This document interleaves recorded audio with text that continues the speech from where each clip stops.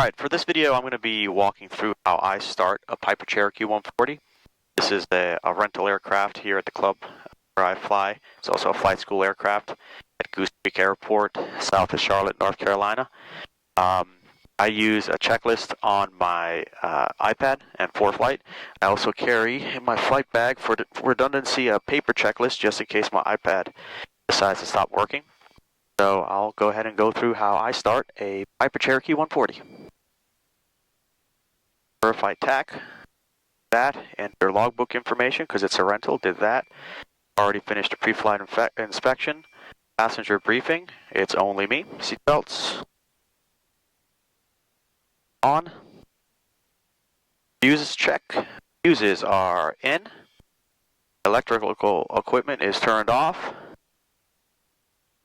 Alright, the switches are down.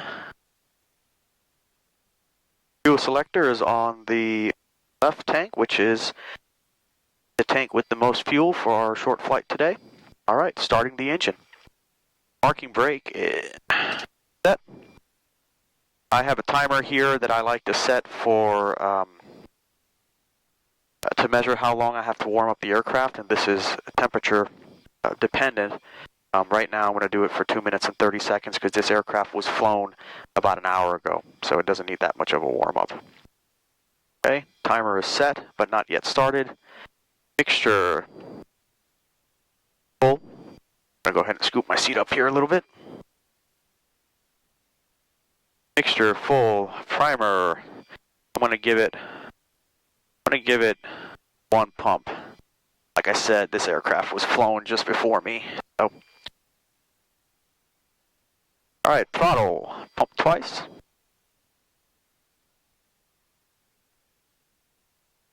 Okay, master on.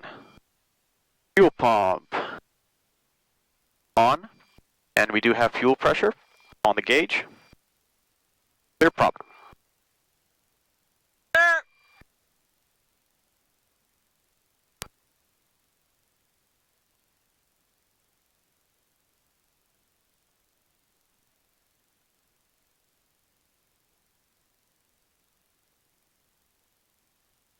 I always like to put both my feet on the brake pedals just in case. I never trust a parking brake.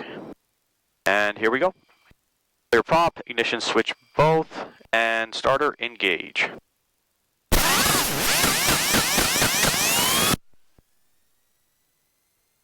And we have a good start.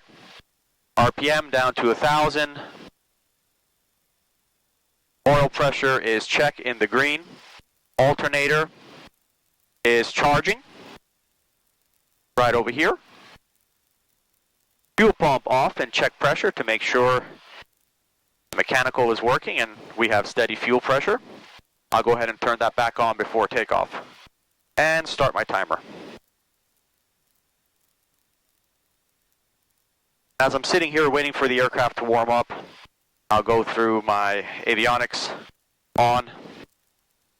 I'll check my radio frequency, which is 123.00, which is the local frequency here, and I'll just be doing some pattern work, so I'm going to keep it there. Transponder on standby. And it verified that it is 1200. It is verified. Lights as required.